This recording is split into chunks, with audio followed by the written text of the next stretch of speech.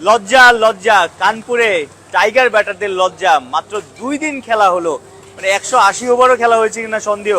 যেইভাবে আসলে বাংলাদেশ এই টেস্টটাতে হারতে চলেছে, যেইভাবে ভারতীয়রা নিশ্চিত ড্রয়ের একটা অবস্থা ছিল, সেখান থেকে তারা জয়টা ছিনিয়ে নিতে যাচ্ছে, অবিশ্বাস্য। বাংলাদেশের ভক্তদের মন মরা, মন খারাপ। প্রেস বক্সে সাংবাদিকদেরও আসলে, যারা বাংলাদেশ থেকে কাভার করতে এসেছে, তারাও আসলে কোনো ভাষা খুঁজে পাচ্ছে না, যেইভাবে একের পর এক উইকেট পড়ছে।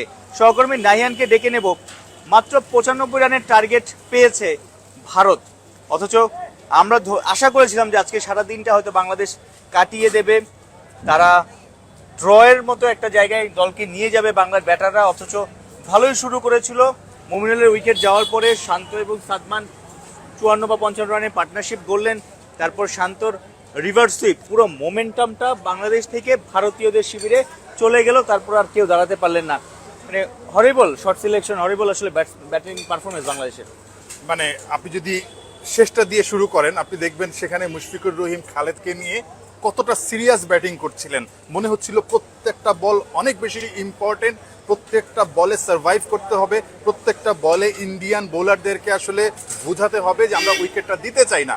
ওই যে শেষে এসে যে কাজটা করেছে বাংলাদেশের ব্যাটাররা, সেই কাজটা কিন্তু শুরু থেকে করার দরকার ছিল এবং সেটা করতে 100% ব্যর্থ হয়েছে শান্ত, লিটন, মিরাজরা।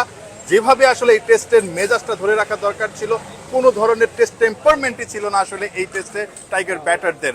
ঠিক শেষের দিকে এসে খালেদ যেভাবে আসলে নিজে উইকেটে টিকে থাকার জন্য মানে মরিয়া ছিলেন, মুশফিকুর রহিমকে সঙ্গে নিয়ে, কিংবা মুশফিকুর রহিম আসলে যেভাবে সঙ্গ দিচ্ছিলেন, ঠিক সেভাবেই কিন্তু আসলে এই টেস্ট ম্যাচটা আগানো দরকার ছিল বাংলাদেশের ব্যাটারদের।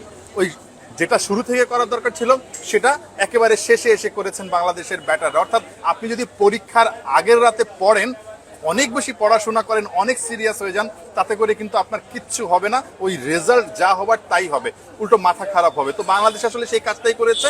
পরীক্ষার আগের রাতে এসে পড়েছে, যখন কিন্তু সব উইকেট, সব ব্যাটসম্যান আউট হয়ে গেছে, তখন এসে তারা আসলে খুব মনোযোগ দিয়ে ব্যাটিংটা করার চেষ্টা করেছেন। তার আগে তাদের মনোসংযোগ বা মনোনিবেশের কোনো ধরনের বালাই ছিল না।